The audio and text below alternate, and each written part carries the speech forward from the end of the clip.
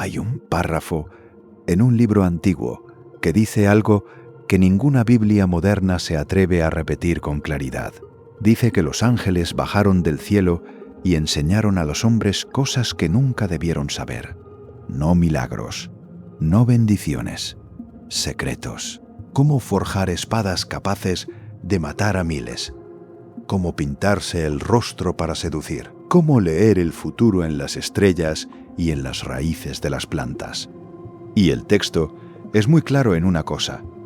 Enseñar esos 7 conocimientos no fue un acto de generosidad divina, fue el pecado que desató el diluvio. Hoy vas a conocer esos 7 secretos, uno por uno, tal como los describe el libro de Enoc. Y al final vas a entender por qué durante 1500 años la Iglesia prefirió que ese capítulo entero desapareciera de la vista de los creyentes. Estamos hablando, otra vez, del libro de Enoc, ese texto que citó la carta de Judas en el Nuevo Testamento, que defendieron los primeros padres de la Iglesia, y que terminó fuera del canon oficial de casi todas las tradiciones cristianas, salvo una, la Iglesia Ortodoxa Etíope. Pero hoy no vamos a hablar del Hijo del Hombre sentado en un trono. Hoy vamos a hablar de algo distinto, un capítulo del libro que resulta todavía más incómodo para la teología clásica, porque no habla del cielo. Habla de lo que bajó del cielo a la tierra y de lo que ese descenso le costó a la humanidad entera. El libro cuenta que 200 ángeles, llamados los vigilantes, bajaron a la tierra liderados por una figura llamada Shemiaza. Y su primer pecado no fue enseñar nada, fue mirar a las hijas de los hombres y desearlas. Pero lo que convirtió ese deseo en catástrofe fue lo que vino después, para conquistarlas, para impresionarlas, para ganarse su confianza. Esos ángeles empezaron a entregar a la humanidad conocimientos que, según el texto, estaban reservados exclusivamente al cielo. Quédate hasta el final, porque el 7º y último conocimiento que vamos a repasar es el que el propio libro señala como el más grave de todos, el que provocó que Dios decidiera borrar casi toda la vida sobre la tierra. Vamos por orden, porque el texto los enumera casi como una lista de acusaciones formales, casi un expediente judicial redactado contra el cielo mismo. Y cada uno merece que nos detengamos con calma para entender su verdadero peso. El primero es Azazel, y su enseñanza fue la metalurgia y la fabricación de armas. El texto dice que Azazel enseñó a los hombres a trabajar el hierro y el bronce, a forjar espadas, cuchillos, escudos y corazas. Antes de esto, según la lógica del propio libro, la violencia humana estaba limitada por la fuerza física y por herramientas primitivas, por piedras y palos, por la resistencia natural del propio cuerpo. Con el metal llegó algo nuevo, la capacidad de matar a distancia, de matar en masa, de convertir un conflicto entre vecinos en una guerra organizada con un ejército detrás. El texto no describe esto como progreso tecnológico, como haría cualquier manual moderno de historia. Lo describe como corrupción pura. Dice literalmente que hubo mucha impiedad, y ellos fornicaron, y erraron, y todos sus caminos se corrompieron. La metalurgia, en este relato, no es el inicio de la civilización que nos enseñaron en la escuela. Es el inicio de la masacre organizada a escala industrial, para su tiempo. Aquí tienes el primer loop abierto de este vídeo.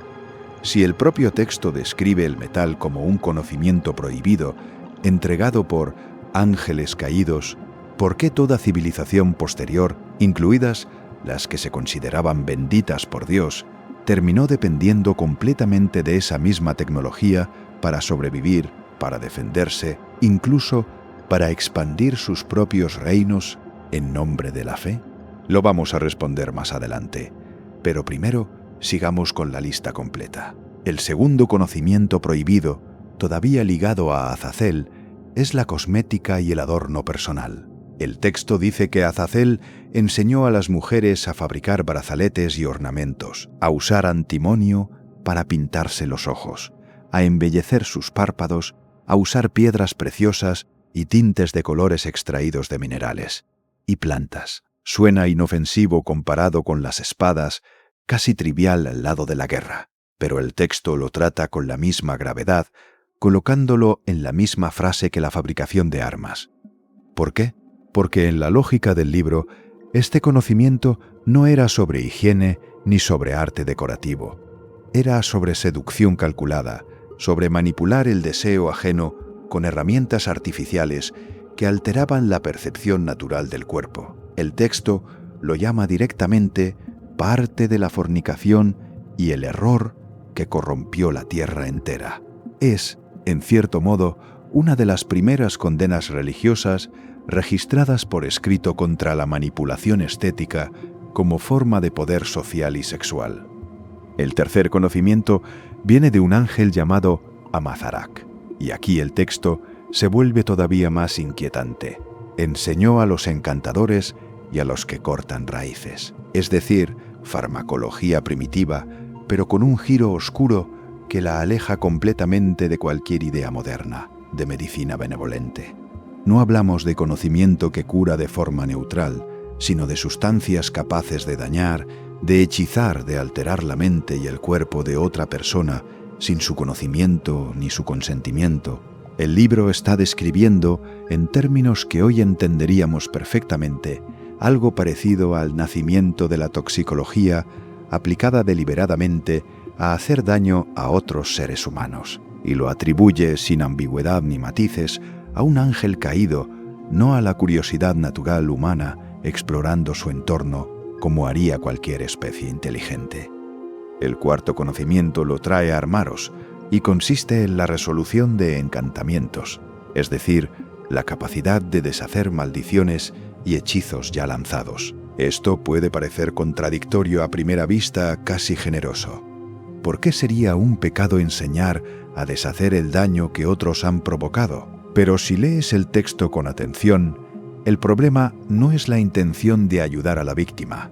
El problema es el mecanismo subyacente, la tecnología espiritual en sí misma. Este conocimiento coloca en manos humanas un poder que, según la cosmovisión completa del libro, pertenece exclusivamente a la esfera divina, la capacidad de manipular fuerzas espirituales invisibles a voluntad, sea para dañar o para sanar, sin pasar por la intercesión divina.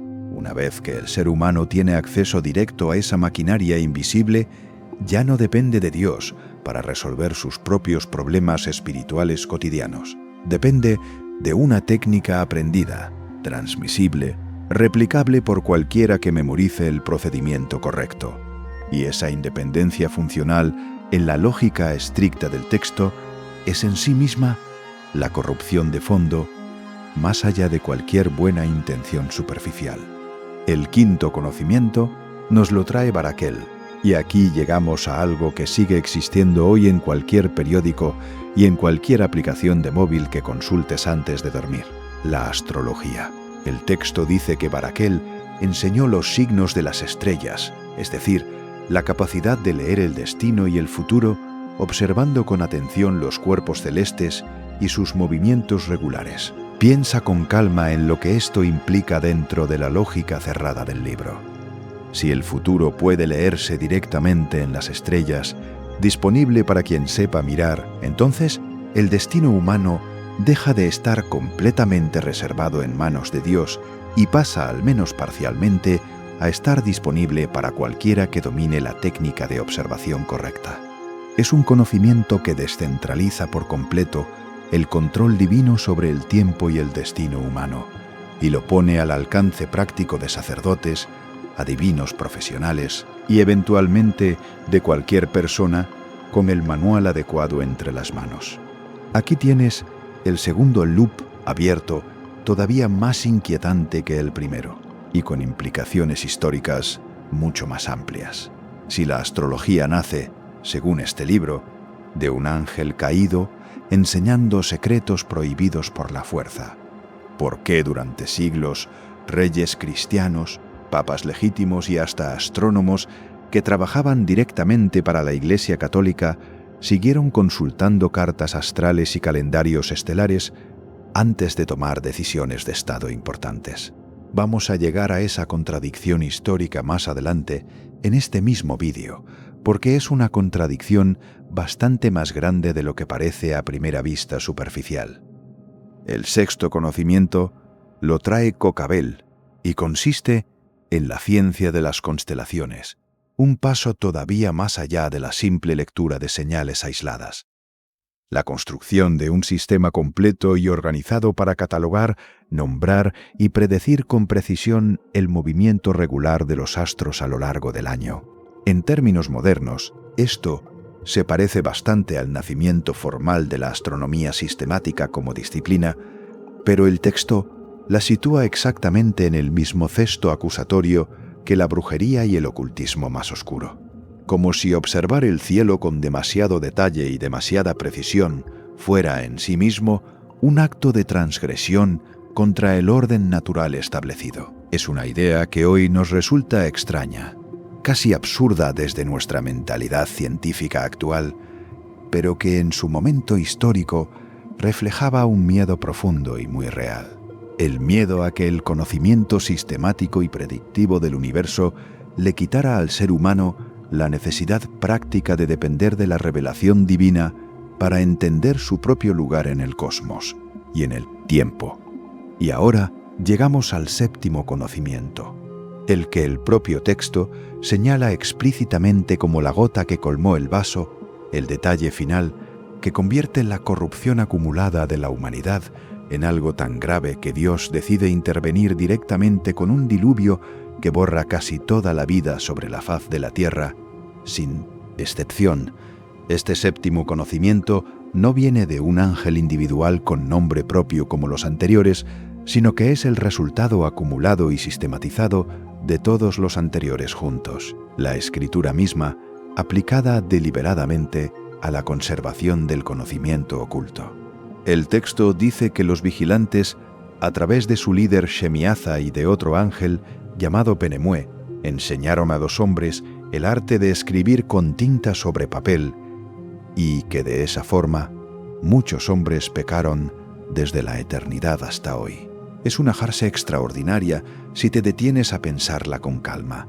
La escritura, la misma herramienta exacta que permitió preservar el propio libro de Enoc durante más de 2000 años de historia, es presentada dentro del propio texto como el pecado final que sella el destino trágico de la humanidad entera. Porque una vez que el conocimiento prohibido puede escribirse de forma permanente, ya no depende de la memoria oral frágil de unos pocos iniciados que podrían llevarse el secreto a la tumba. Puede copiarse indefinidamente, puede multiplicarse sin control, puede transmitirse intacto a generaciones enteras que nunca conocieron personalmente a los ángeles caídos, pero que heredan igualmente, sin saberlo, todo su legado corrupto.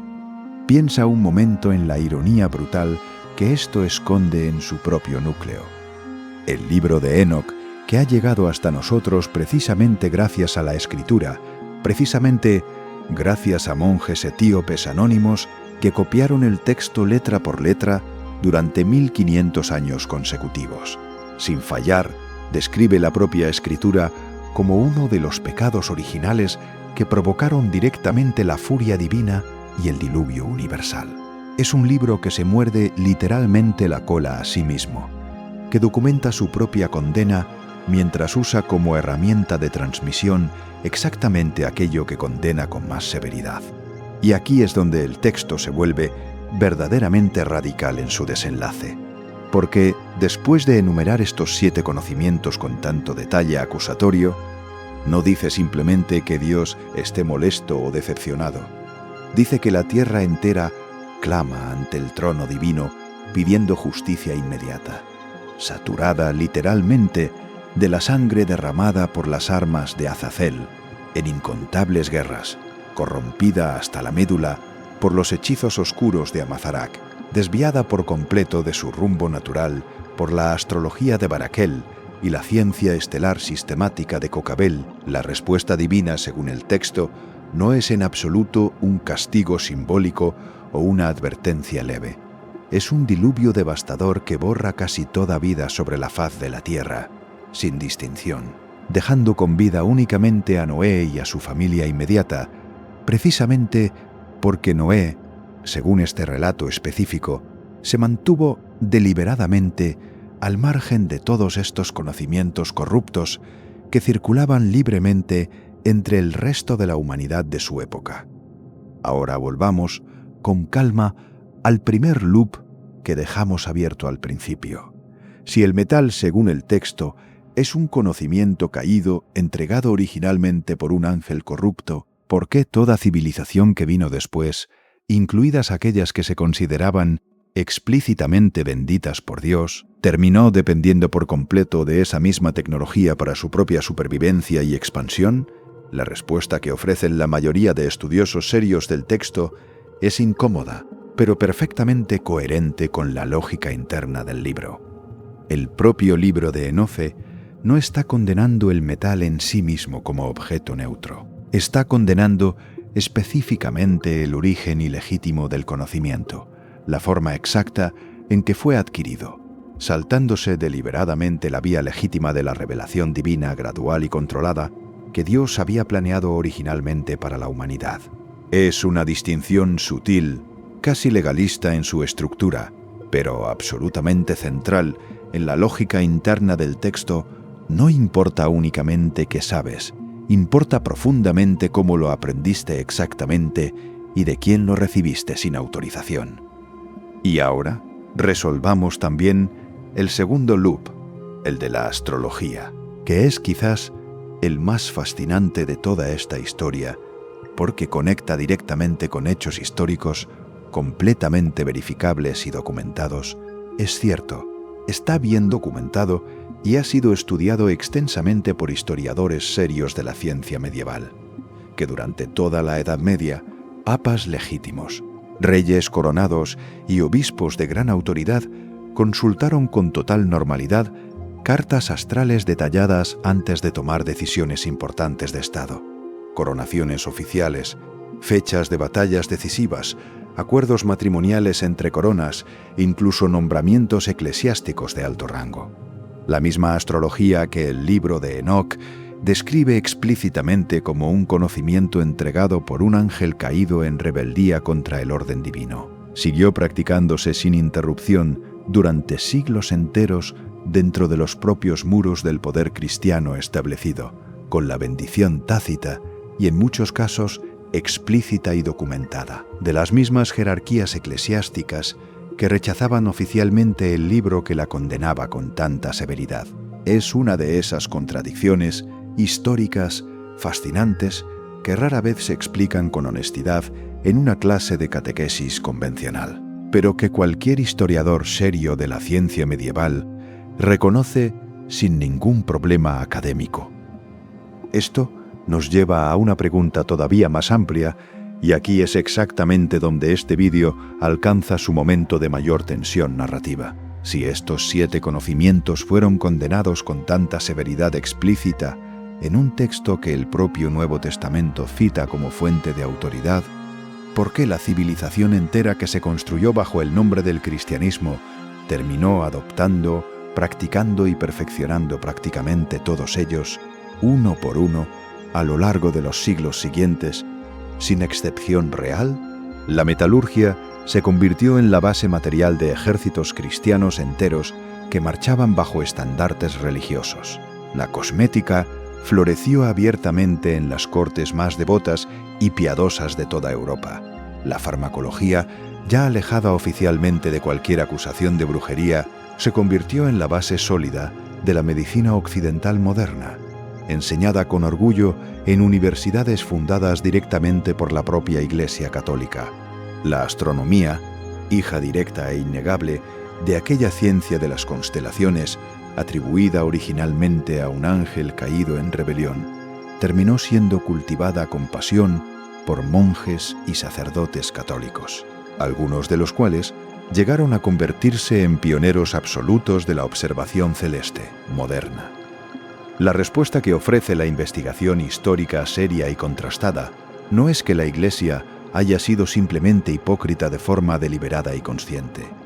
Es algo bastante más complejo y, en cierto modo, mucho más profundamente humano. Con el paso lento de los siglos, se fue construyendo cuidadosamente una distinción práctica y funcional entre el conocimiento en sí mismo, considerado gradualmente neutral, y el uso concreto que se le daba a ese conocimiento, considerado ahora el verdadero terreno de juicio moral. La misma tecnología que en el libro de Enoc aparece descrita como corrupción absoluta e irredimible, terminó siendo reinterpretada, siglos más tarde, como una herramienta esencialmente neutral que podía usarse tanto para el bien como para el mal, dependiendo exclusivamente de la intención humana concreta detrás de cada uso particular. Es una evolución teológica fascinante de observar con perspectiva histórica, pero también deja flotando en el aire una pregunta bastante incómoda. Si el conocimiento puede purificarse simplemente con el paso suficiente del tiempo y un cambio conveniente de interpretación oficial, ¿qué queda realmente, en la práctica, del pecado original que el propio Enoch describe con tanto detalle acusatorio y con tanta furia divina explícita? Volvamos, para ir cerrando esta historia con la calma que merece, a la propia estructura final del libro, porque hay un detalle último que pocas veces se menciona en otros análisis y que merece toda tu atención. Después de narrar estos 7 conocimientos prohibidos y el diluvio devastador que provocaron sobre toda la tierra, el texto no termina con un tono de derrota absoluta ni de pesimismo sin salida. Termina, sorprendentemente, con una promesa concreta de restauración futura.